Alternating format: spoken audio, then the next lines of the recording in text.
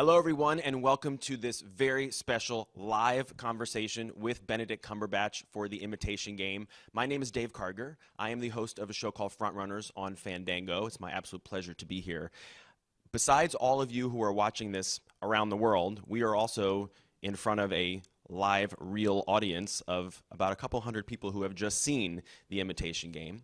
If you have not seen it yet, please know that it is out in theaters, so do yourself a favor and check it out. If you're in the United States, you can buy your tickets on Fandango. Okay, so now that all of that is out of the way, it is my absolute pleasure to introduce the star of The Imitation Game, Benedict Cumberbatch. Hello. Hi. Hello. Thank you. Hello. Hello. Thank you. Benedict, thank you so much for being here live at the Pacific Design Center in West Hollywood, California. Now, the audience that just saw the movie, a large part of this audience is the LGBT arm of the Screen Actors Guild and the Writers Guild of America. So I kind of want to start by asking you about Alan Turing's being closeted throughout most of his life. And I'd be curious to know, in all of the research that you did about him in preparation for this film, what did you learn about what effect being closeted had on his life? An incredibly profound effect, obviously. I mean, not least because of how he was treated once he did confess in the police station to having been involved with the man who'd burgled his house, having treated him to come home with him to pay for sex, and what then unfolded, as you see in the film. I mean, there are so many levels to which what you understand and see of him during our story sort of exposed the horrendous nature of an intolerant society, and how a very sensitive, very quiet, very stoic, not very flamboyant or theatrical or outward person in any sense had to deal with what his innermost turmoil and yearnings and truth was. But what really struck me, I think, was that his confession was so quiet. It was just something he explained was, that's who I am. There was no song and dance about it. There wasn't a protest. It was just a very open admission to his nature. And I mean, I knew a little bit about Alan from having seen a very good play, Hugh Whitmore's play called Breaking the Code, with Derek Jacobi playing him, who was extraordinary. I saw the televised version of that in the 90s, and I remember then just thinking what an appalling stain on our history this era was. I mean, it was like, it was our version of McCarthyism. It was very much tied in with the fear, the red threat, the fear of what was going on in Russia and the Cambridge spies. But it was something that had been in our culture for a while, but it became very accelerated in the 50s. I mean, even Sir John Gielgud was arrested at one point. This was something that was being done very openly. And I still can't believe that it was only 100 years ago that the choice was 2 years imprisonment or 2 years chemical castration. And it just makes me want to cry. It makes my blood go cold to think about it. And I think very much to do with informing how I played him, or what his nature was within the film. It was the idea of not being able to show, not being able to openly express his yearnings. And this extraordinary relationship he had with Joan Clark, which was utterly true, this person he met as an equal, intellectual equal, and they had a compromise, a knowing compromise in their relationship, but he couldn't hold true to that. And neither could she in the end, but it was very much a conversation between the two of them. And how much that sort of was a beautiful thing in itself, but again, it spoke of another prejudice of sex rather than sexuality, of this woman who was treated as a secretary in a man's world. She was actually put on a secretary's pay, and then I think they upped her pay to being a translator, even though she didn't speak any foreign languages, just to get her pay scale up, because she was actually a code breaker. And you know, as Kira would say if she was here, you know, this is an issue about feminism as well that's still prevalent in the modern world, sadly. You know, place at the table and equal pay. So these two outsiders and this bond that they form, that very much informed, you know, his my sort of understanding of how to play that. And I think what Alex Crowther, who is just extraordinary in the film, does so beautifully is expose that moment of hope where he realizes his sort of blossoming sexuality is being invested in this boy Christopher, older than him, a sort of savior, both as a friend and as someone he's fascinated by and attracted to. And it's at the same time as he discovers how to deal with who he is and offer up something positive with the difference that he feels he has to other people, that he also discovers cryptography and secret coding and this secret love for this boy. And what I think Alex does so tremendously in that film is just show someone who's just opening up to that, having to completely close down and deny his nature. And that's the Alan you meet at the beginning of the film. That's this sort of rather diffident, awkward, arrogant at times, but very funny, an incredibly smart man who's as much of an enigma as the one he's there to solve. I'm glad you mentioned Alex because it is such a mature performance from such a young actor. Extraordinary. It's great.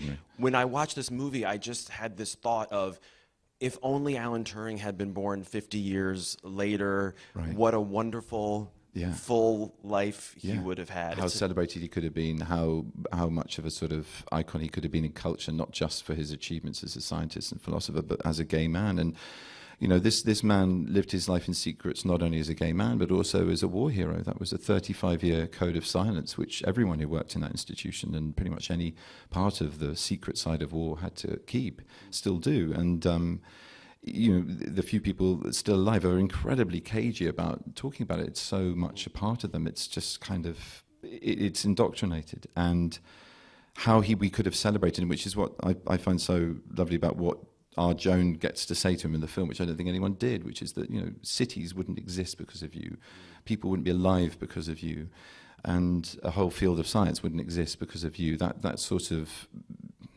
celebration of what is special about him and how that specialness created something which wouldn't exist without him is really the hopeful message of the film, and also the triumphal message of how his legacy hopefully can be reviewed now and celebrated. In so much of the movie, the character of Alan is an outsider. There's that great moment where his coworkers are talking about going to lunch, and there's that great kind of who's on first, back and forth. How did Alan's outsider status, if at all, affect how you behaved on the set? Not at all. I'm far too gregarious, and I really like the bunch of actors that. Well, I like all bunch of actors as a bunch. I like actors, so I kind of, I've grown up around two superb actors in the shape of my parents, so I've been very used to those communities.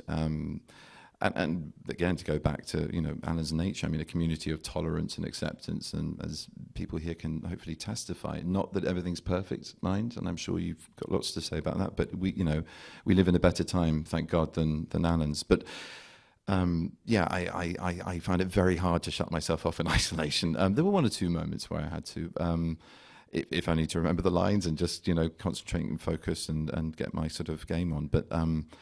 Kira I've worked with before, which was just wonderful.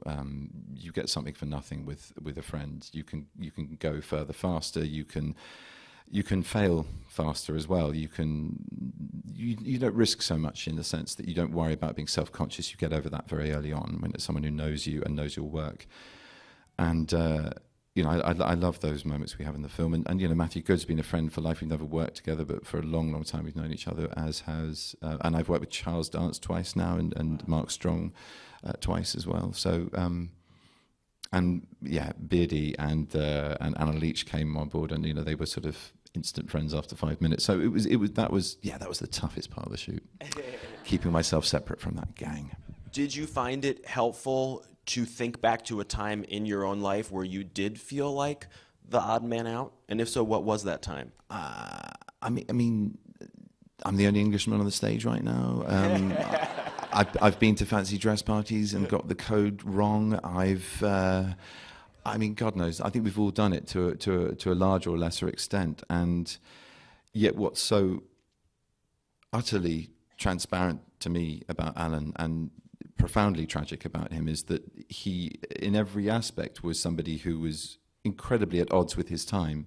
Not only was he, as a thinker, sort of reaching for things almost beyond the perception, but thank God not completely. Newman and other scientists realized the brilliance of his work, and pieces like, obviously, the universal machine, his paper on comparable numbers, which was a launching point for him as a scientist in that community. But what I'm saying is he had this incredible pressure. I think from a very early age he had a stammer. he was a very sensitive child in a very cruel and intolerant world, sort of sandwiched between two world wars, brought up not in Victorian times, but with very Victorian ideals. And I think if you're a child with a stammer now, it is a huge hindrance to making the normal social bonds and having the kind of ease of friendship and, assimilating into what you should just naturally be able to do with language and play and communicate and understand yourself as well as others. And that ostracization, if that is the right way to say that word, of someone that young, I think is so formative. And I mean, his mother was shocked when they were away for a lot of his childhood. They were working in the diplomatic abroad and for long stretches of time in India. And she came back after one long stretch and discovered he had this stammer. And I just think from there on in, you're seeing someone who is sort of litmus paper, fragile and sensitive to his environment being shaped and curtailed, being suppressed and repressed, and somehow fighting through, somehow struggling against adversity to give us what we now have of Alan Turing, which is, his work ethic was born out of the tragedy of Christopher. He wanted to honor that boy's memory by working to be as good as him. He was a better student than him, slightly older, but a much more capable brain. So that brought us his first sort of flourish of work on computable numbers, where the Turing machine, what we now call a computer, was first kind of gone into in his work. And then after that, even the darkest moments in the dying years of his life, or dying months of his life, when the effect, both in his body and his faculty, of the estrogen injections was completely robbing him of the last remaining identity he had, was as a scientist, as an intellectual. He was working on morphogenesis, which is the study of the mutation of cells, and that was literally what was going on with his body. So it seemed that despite the cruelty of the world, it did shape him into giving us this extraordinary gay icon, war hero, and father of computer science. So yeah, amazing. It's amazing. You mentioned Keira Knightley, who does such a fantastic job in this film. I love the last scene that you shared together. What was it like, in as much as you could when you were in your own zone, to watch her do what she does so beautifully, especially in that last moment? I wasn't watching her much in that last. Well, I was as a character, but I wasn't admiring her performance until I saw it as part of an audience. But she's fantastic in the film. The sort of gravity and wisdom and age she brings to that. It's a great bit of maturity, and it's a wonderful arc from the Joan you see at the beginning, who kills with kindness. Really, she's walking into that situation, and it's. Oh, okay.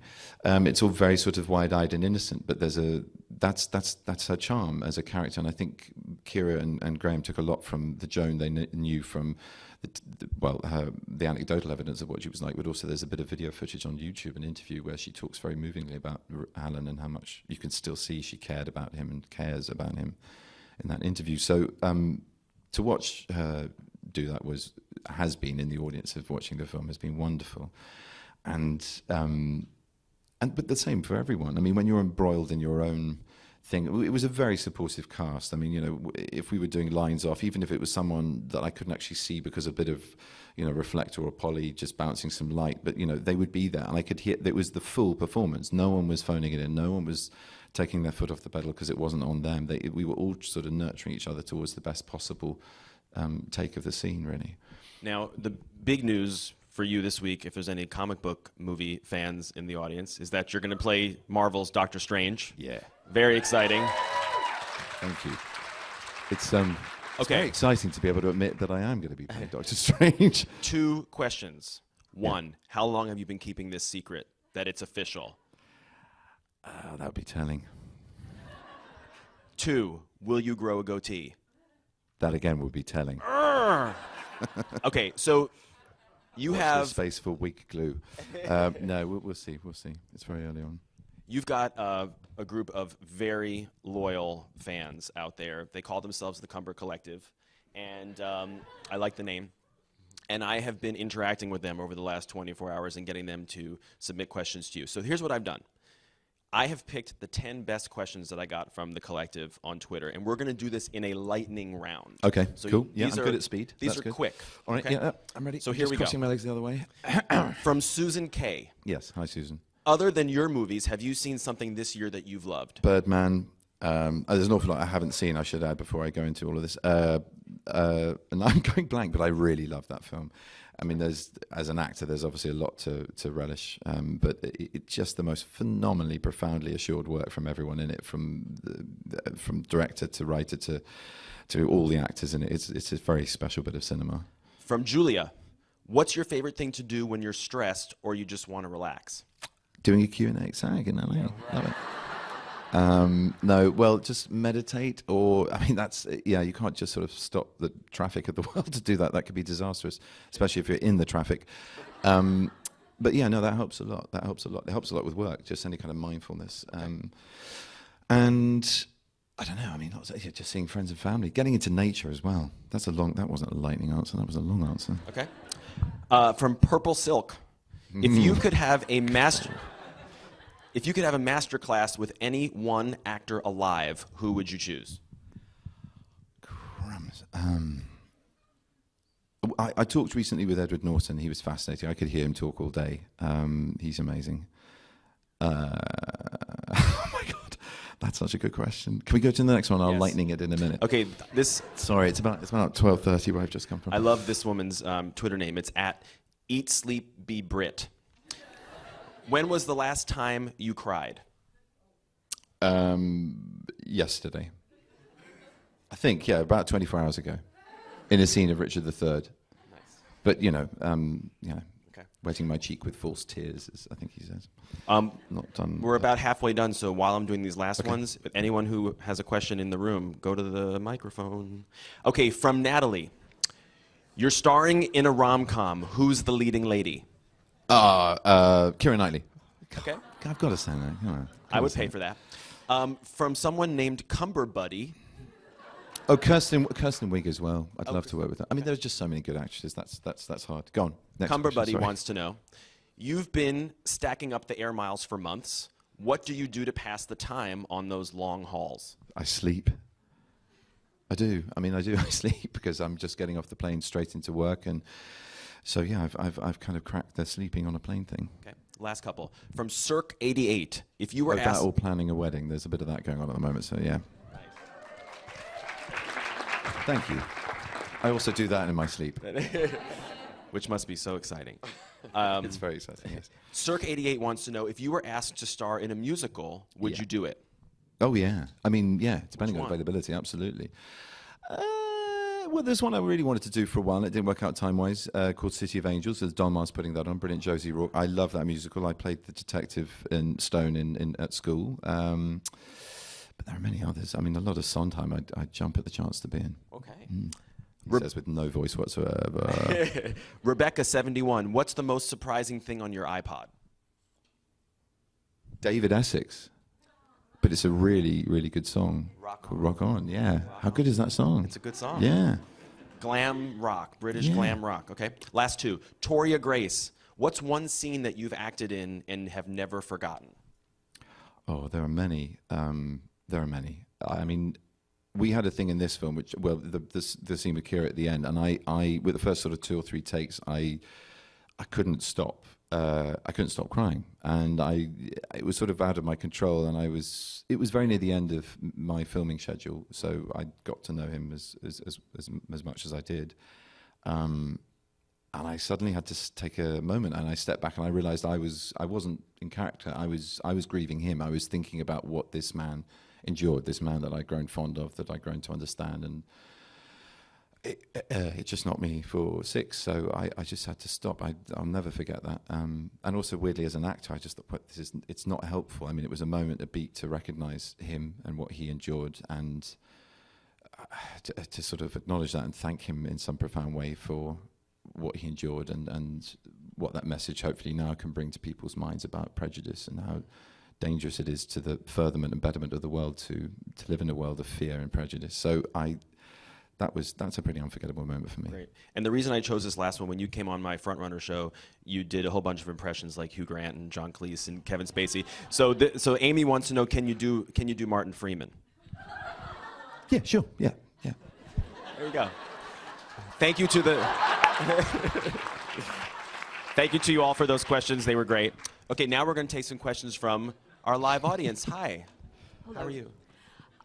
Benedict, many people who have little to no exposure to scientists and mathematicians wrongly think of them as being mild-mannered. Can you talk a little bit about the way the competition, as shown in the film, between people with great minds and how intense that competition can be? I think that's a really good question. I mean, not coming from the scientific community, I don't have a direct comparison, but I think like any community of expertise, there is competitiveness. And I think Alan's is very much born out of what we see of him earlier in his life through Alec's incarnation of him, which is this very singular, particular focus. And he's not a team player in a field that suddenly needs to have a collegiate element of collective effort. And I think as far as competitive or being mild-mannered, I think, people can be extremely fierce with their ideas. I mean, we see things much more now because of popular science as a publishing phenomena that people will expostulate on, I don't know, dark holes, and there will be a massive argument that will then stretch across op-eds and all sorts of media outlets, and people are very vociferous about it, and people often in scientific communities have to fight their corner in order to get funding. And then it's about, well, where's that funding coming from, and does that skew the science? You know, the debates of personal and political in science are really important. But I think in our film it just very much illustrates the sort of evolution of Alan, but also the evolution of how these extraordinary minds from very different disciplines came together to solve one singular problem.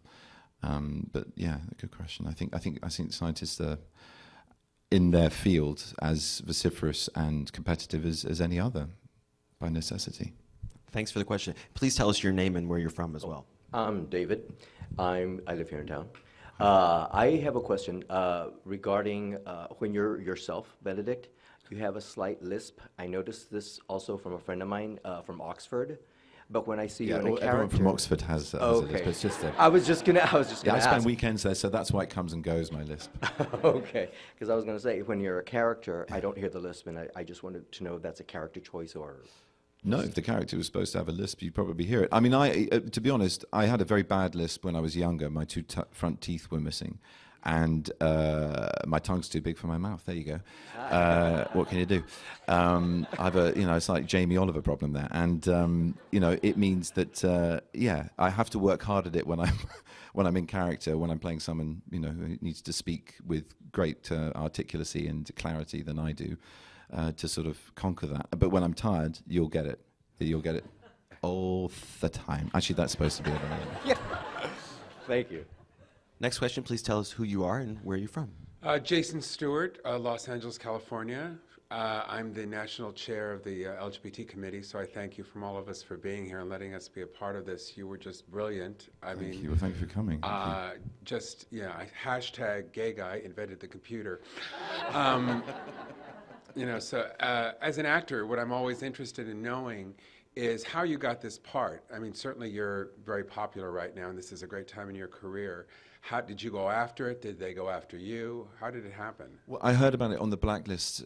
It was on the Blacklist, top of the Blacklist. What's the Blacklist? Blacklist is a group of scripts which every year, it's a wonderful thing actually. It's everyone, if you don't know about it, I'm very happy to talk about it. Hashtag done. And it was I feel like it we're was in the the movie, top of this. hashtag we're friends. Hashtag absolutely. Hashtag call me. Hashtag I must answer the question. So basically, it's a group of scripts which the industry have read, and the industry being agents, producers, directors. I mean, people in the industry at large. So it's a very large pool of people, pool of readers. So it's great. It's a very good resource because they then collate their opinions of what, for some reason, hasn't gone into production, has had some sticky issue or history or funding problem or whatever. Oh, okay. And it was top of the list the year I read it, and I was playing Khan here in Star Trek. And someone said, you've got to read this. It's fantastic. It's a wonderful, wonderful story and a role that we think you'd be right for. And I read it, and I completely fell in love with it. And I said, great, fantastic. When do I meet for it? They went, no, well, it's with a studio. It's with another actor. I went, what? I was really hungry for it. And there was no way of... I had a general meeting at that studio. kept on bringing it up in the interview, and it was just like, yeah, oh yeah, that script, that's great, yeah. So what do you? So I thought, okay, well, it's a closed door to me, or they're not interested in making the film. I didn't know what the politics were really. I just thought, oh damn it, it's obviously somewhere else and not ever going to be something I could be part of. But for the first time in my life, I wanted to #track that script, and did, and sort of followed its life through the producers, Ido and Nora, who often get called Nido actually. Two beautiful people. It's their first ever project, and they optioned Graham Moore to write this book, having optioned the script, having optioned the book. Andrew Hodges' biography of Turing, which is well worth a read for those of you who have been interested by what you've seen. It really is a brilliant biography. And yeah, I read the biography and I kept pestering them really to see where it was at, who it was with, director-wise, whether it was going to a studio or an independent. And eventually I got in a room with Morton, and the rest is what you saw this afternoon. Brilliant. So Thank are you saying that you forced out the other guy, or the other guy dropped out already? I'm not saying. No, I didn't. Just say the initials. Thank you for the question. Thank you. Hi, what's your name? Hi, my name's Netta, and I'm originally from South Africa, but I live here now. My question's kind of in two parts. I was just wondering, as I was sitting in the theater, like, I hadn't felt that emotion, and like everyone in the room, it was just such a high and low of emotions, and I could just tell you affected everyone so much. And you kind of talked about it a little bit when you were talking about that scene, but I just wanted to know how it affected you, kind of giving this person a life and a story on the screen. And I also was just curious to know if you, when you were filming it, if you knew like how funny a lot of it was in the beginning, and all of the different arcs of emotion was just surprising to me, and it was wonderful. Thank you. When I'd done a bit of press for this in Toronto before it showed there, I was increasingly worried about how serious this film and topic was, and I do take it very seriously. This is a real man's legacy, and there are incredibly important issues and incredibly important science and incredibly important themes. And I was talking about it all day, and then I went to see it in the evening, and I couldn't believe how funny it was. I'd forgotten.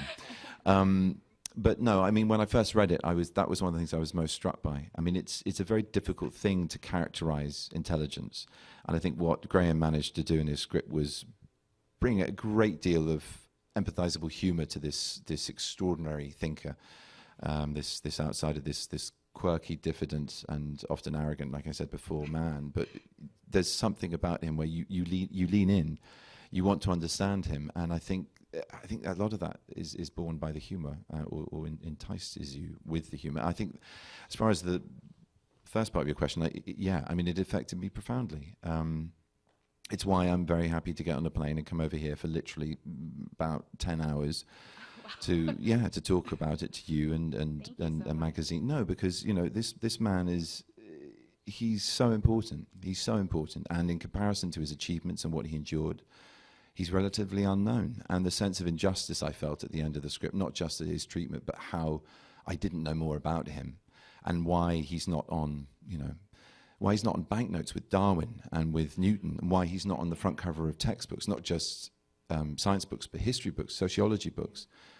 A war hero, a gay icon, and the man who is the father of computer science. That alone should stand as an achievement, let alone doing all that in 41 years. And that he was, yeah, it's so true.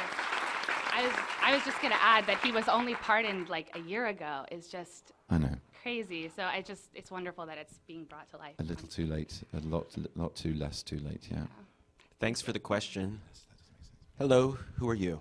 Sarah Shakespeare. I live here in LA, and I was wondering, have you ever heard or learned of Alan Turing while you were growing up? Not when I was growing up, no. I need to check this with my teachers. They might be throwing stuff at their Fandango viewing things. Because, of course, they watch everything I do, obviously. And, I think, that's one of the reasons I felt enraged, that I didn't know more about him. And that was my discovery, both reading the script and I think a lot of people in seeing the film. So a little bit in adult life through, as I said, the play, but no, not enough. Thank you. Hello. Hi, my What's name your is Lisa. I live in town. I thought you were extraordinary in this film, and I thought everyone was extraordinary in this film. Thank so you. I was wondering if all of the scenes and all of the group scenes, did you guys get to rehearse in the space before you were shooting, or did you all just show up and know your lines and you knew a general, blocking, but yeah. It depended. So some of the sets rather, were sets. So we were on them for a couple of days doing scenes, and then another scene would come in. So it was obviously, like most filming, location dependent. So it was all out of sequence. Some was on location. We filmed in Bletchley Park.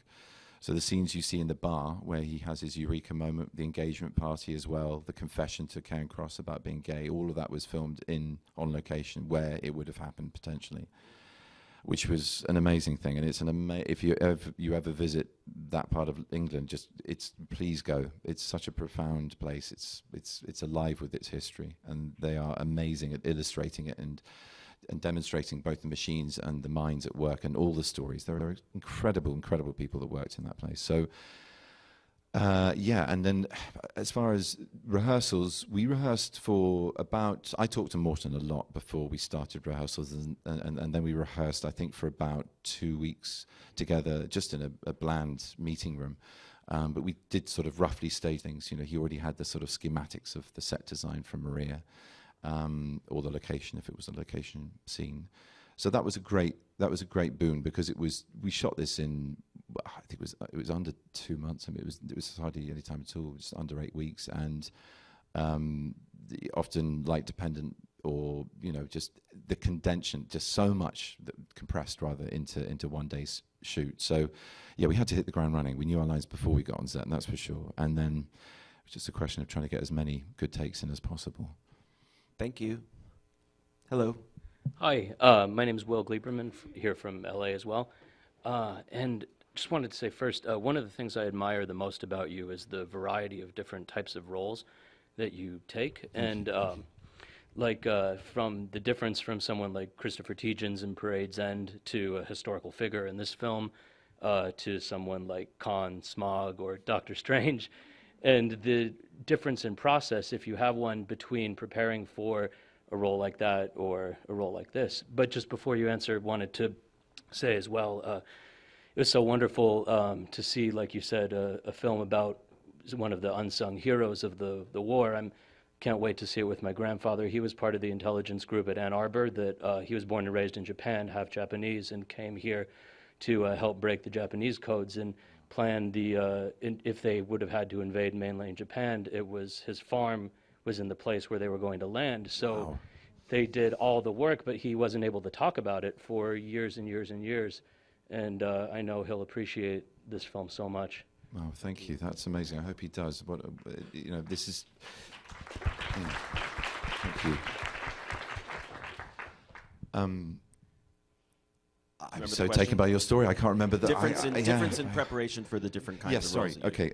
Well, yeah, very different. I mean, I remember having a conversation, one of many, with Meryl, trying to sort of pick her brilliant brains, when we were doing August Osage County. I only shared one scene with her, but what a scene! And to watch her do that and bring her to life, Wesson to life, was astonishing. And the variation, the levels, the sort of complexities that she was dealing with. I asked her, I said, look, how did you go about this? I mean, was it outside in? Was it a look? Are you concentrating more on the state of being high, or the grief, or what you're trying to get out of the character in a scene? Are you actioning? And she went, oh, I don't know, a bit of all that. I mean, I don't really. I said, do you have a process? She went, no, I don't have one method, do you? And I went, no. It's such a relief to hear that from a master like yourself, because sometimes you feel like a charlatan, but basically we both agreed you close off doors otherwise. And I want to continue to learn how to work. I don't want to be shut off in my ways, and I want to be somebody who goes into the world and the community of actors that I'm with, rather than retreat and become something that's impermeable other than how I have to see the world as a character. I want to be affected by people around me. But so, yeah, reading is very helpful. Sometimes research is utterly unhelpful. Or sometimes it's just, there's no point to it. Sometimes you need to almost improvise your knowledge of the lines. It should be just in the vaguest kind of level of known. And then at other times you have to know it faster than you can think it, as with Sherlock. And then other times the character's incredibly physical in a demonstrative way. And other times it's just something that burns inside. And you know that it should require one hand movement would kill you. But it's a great question. But no, I don't have one approach. I really don't. No. The good news is that Benedict was nominated for a British Independent Film Award for this performance. The bad news is that he has a plane to catch. So I'm so sorry. This is going to be the last question. So go ahead and ask it. And I'm so sorry for everyone else who's waiting in line. Hi, I'm Gina. I'm from Los Angeles as well. I'm really excited. My sister and I are going to see Hamlet next year. So we somehow got tickets, somehow. Well done. My question is, can you do an Andrew Scott impression? That's what people do! I'm sorry, it's just terrible. I'm like a performing monkey. I've got to stop. I've got to stop doing impersonations, especially people I work with. You know, one of the ones I did in the MTV thing was of John Malkovich, and then literally, I think within 24 hours of that going crazy on the internet, which I didn't even know about, I'd forgotten I'd done it, and I was sat next to him in a junket for the film we're in together, and he's going, "Oh, so I haven't seen it yet, so..." it's embarrassing. It's embarrassing, so I'm going to stop. Because Enough. you did do that 2 months before it actually went up on the internet. Yeah, I right? did. And everyone was sort of asking me on the red carpet, a bit like this visit. I just arrived, and I went on the red carpet and said, I mean, it's gone crazy. It did go I didn't know what they were talking about. Well, as I reminded everyone at the beginning, do yourself a favor and see the Imitation Game if you haven't already. Thank you to everybody in this room for being so great, and thank you to everyone out there for watching. And thank you, Benedict, for being here. Thank you. My pleasure. Thank you. Thank you very much. See Thank you you. soon. Nice to see you again. Bye-bye, Thank you, everybody. guys. Thank you very much. Thank you.